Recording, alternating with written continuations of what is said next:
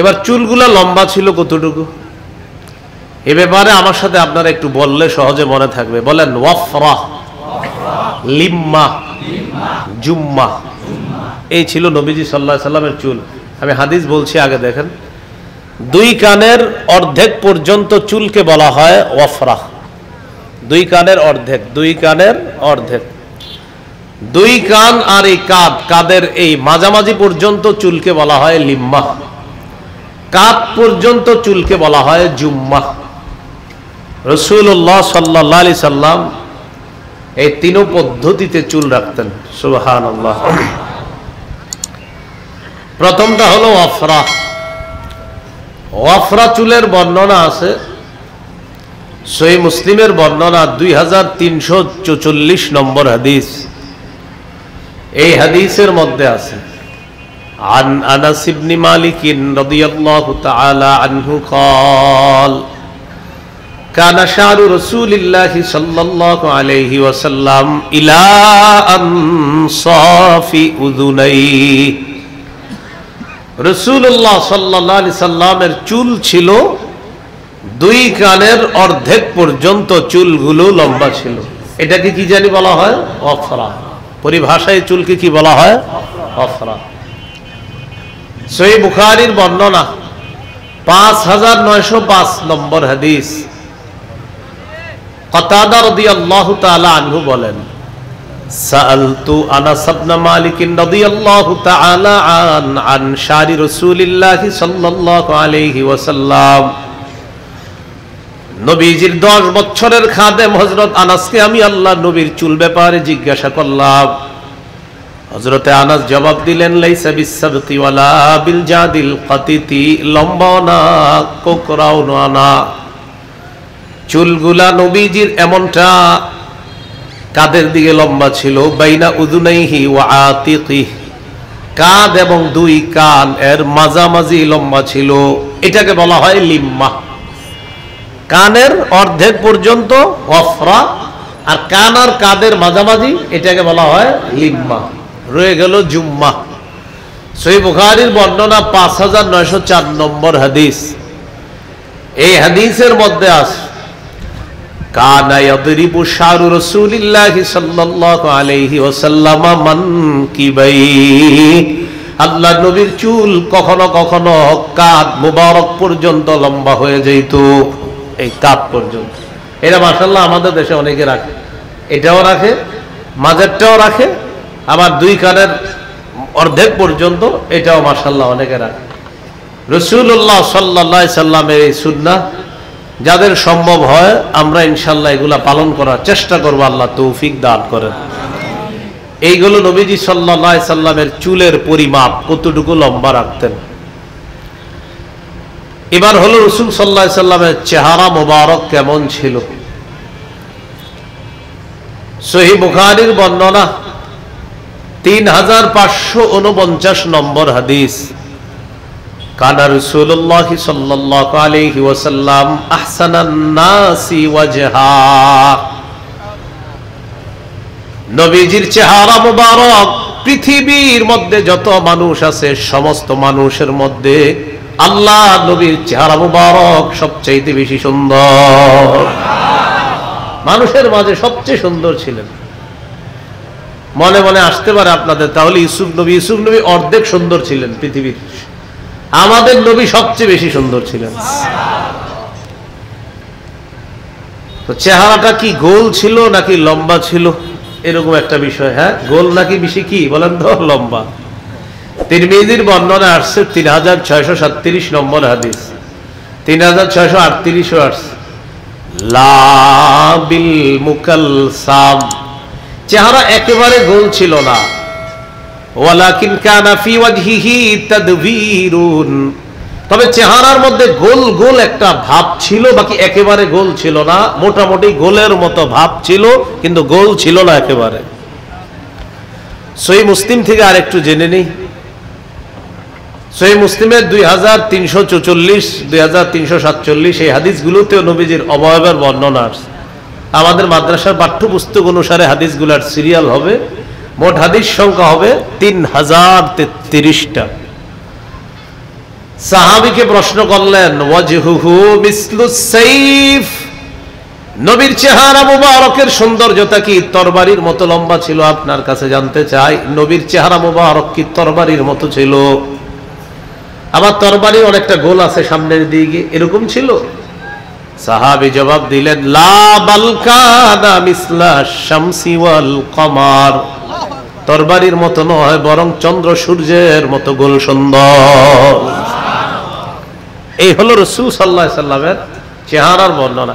আরেকটি হাদিস শোনাই, না শোনাইলে আমারও খিদা থেকে যাবে, আপনারাও না শুনলে পরবর্তীতে আফসোস হবে। তিরমিজির 2811 নম্বর হাদিস, 2811, জাবির ইবনে সামুরা রাদিয়াল্লাহু তাআলা আনহুর বর্ণনা। কি সুন্দর ভাবে তিনি বলে, দেখেন, রাআইতু রাসূলুল্লাহি সাল্লাল্লাহু আলাইহি ওয়াসাল্লাম ফি লাইলাতি ইদহিয়ান, জোছনা রাতে আল্লাহ নবীর দিকে আমি তাকাইলাম। সুবহানাল্লাহ। কি রাতে? জোছনা রাতে আমি আল্লাহ নবীর দিকে তাকাইলাম। তাকানোর পর ফাজআলতু আনজুরু ইলা ওয়াজহি রাসূলিল্লাহি সাল্লাল্লাহু আলাইহি ওয়াসাল্লাম ওয়া আনজুরু ইলাল কমার, একবার নবীর চেহারা মুবারকের দিকে তাকাইলাম, আরেকবার চাঁদের দিকে তাকাইলাম, আবার নবীর চেহারা মুবারকের দিকে তাকাই, আবার চাঁদের দিকে তাকাই। আল্লাহর কসম, হুয়া আহসানু ইনদি মিনাল কমার, নবীর চেহারা মুবারক চাঁদের চাইতেও আমার কাছে বেশি সুন্দর মনে হয়। জ্যোৎস্না রাতে একবার তাকাইলাম তার দিকে, আরেকবার চাঁদের দিকে, আমার কাছে রাসূল সাল্লাল্লাহু আলাইহি সাল্লামের চেহারা মুবারক চাঁদের চেয়ে সুন্দর মনে হয়। গর্ভবতী মা বোন যারা, তাদেরকে এই বর্ণনাগুলা দিবেন, গর্ভে সন্তান নিয়ে এগুলা যেন পড়ে, নাটক সিনেমা দেখায় না, এই বর্ণনাগুলা পড়াবেন। নবীজি দেখতে কেমন ছিল, কত সুন্দর ছিল, এগুলা পড়াবেন। রাসূলুল্লাহ সাল্লাল্লাহু আলাইহি সাল্লামের এই দেহ নিয়ে আমরাও একটু চিন্তা করা দরকার, কত সুন্দর করে আল্লাহ তাকে বানিয়েছেন। সুবহানাল্লাহ। আল জামিউস সগীর 6475 নম্বর হাদিসের বর্ণনা, ইয়াতালাল্লাউ ওয়াজহুহু তালাল্লুল কমারি লাইলাতাল বাদ, পূর্ণিমার রাতে চাঁদ যেমন সুন্দর দেখা যায়, চাঁদ যেমন জ্বলজ্বল করতে থাকে, আল্লাহ নবীর চেহারা মুবারক ঠিক পূর্ণিমার রাতের চাঁদের মতো এমন উজ্জ্বল করত। পূর্ণিমার রাতে চাঁদটা যেমন খুব সুন্দর দেখা যায়, নবীজির চেহারা মুবারকটা ইয়াতালাল্লাউ এইভাবে খুব সুন্দর লাগতো। রাসূল সাল্লাল্লাহু আলাইহি সাল্লামের কপাল কেমন ছিল? কানা রাসূলুল্লাহ সাল্লাল্লাহু আলাইহি ওয়াসাল্লাম আরিদাল জাবাহা, নবীজির কপাল মুবারক ছিল চওড়া, কপাল ছিল চওড়া, প্রশস্ত। ভুরুগুলা কেমন ছিল দেখেন, এই যে ভুরুগুলা ছিল কেমন? আদাজ্জাল হাওয়াজিবি, ভুরুগুলো ছিল বক্র, ঘন, সরু, এত সুন্দর ছিল। সাওয়াবিগা ফি গায়রি কারনিন বাইনাহুমা, এই দুই ভুরুর মাঝে একটার সাথে আর একটার মিল ছিল না, মাঝখানে ফাঁকা ছিল। দুই ভুরুর মাঝে একটা ছোট্ট রগের মতো দেখা ছিল। নবীজি যখন রাগ করতেন, ইউদিরুহুল গদব, রাগ করলে ওই রগটা অনেক চমৎকার করে দেখা যাইতো।